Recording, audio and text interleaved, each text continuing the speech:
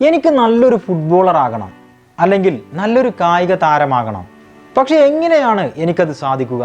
ഈയിടെയായി വളരെയധികം ഉയർന്നു കേൾക്കുന്ന ഒരു ചോദ്യമാണത്. ഇതിനുത്തരം വളരെ ലളിതമാണ്.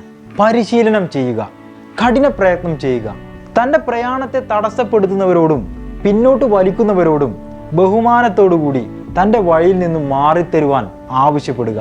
ഓർക്കുക, നിങ്ങളുടെ പരാജയങ്ങൾക്ക് ഉത്തരവാദി നിങ്ങളാണ്, അല്ല നിങ്ങൾ മാത്രമാണ്. വിജയിക്കാനുള്ളൊരു ത്വരയുണ്ടെങ്കിൽ, അഥവാ ഉള്ളിലൊരു തീപ്പൊരി ഉണ്ടെങ്കിൽ, പരിശീലനം നിങ്ങളെ നിങ്ങളുടെ സ്വപ്നങ്ങൾ കൈപ്പിടിയിലൊതുക്കുവാൻ പ്രാപ്തമാക്കിയേക്കും.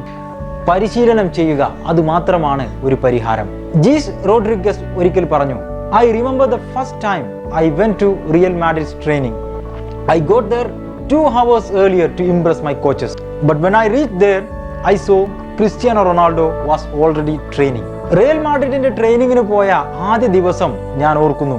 കോച്ചുമാർക്ക് എന്നോടൊരു മതിപ്പുണ്ടാകുവാൻ വേണ്ടി ഞാൻ 2 മണിക്കൂർ നേരത്തെ തന്നെ ഗ്രൗണ്ടിലെത്തി.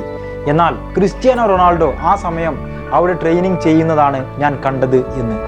ചാമ്പ്യന്മാരും നമ്മളും തമ്മിലുള്ള അകലം തുടങ്ങുന്നത് അവിടെ നിന്നാണ്, പരിശീലനത്തിൽ നിന്നാണ്.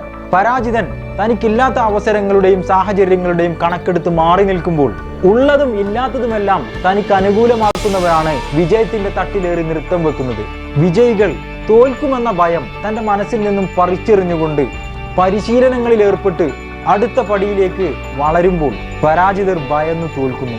അതെ, വിജയിക്കുവാൻ നിങ്ങൾക്കും വേണ്ടത് കഠിന പ്രയത്നം ചെയ്യുവാനുള്ള ഒരു മനസ്സാണ്.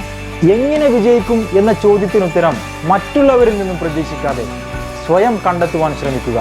നല്ല വ്യക്തിത്വങ്ങൾക്കുടമയാവുക, നല്ല ഒരു സ്പോർട്സ്മാൻ ആവുക.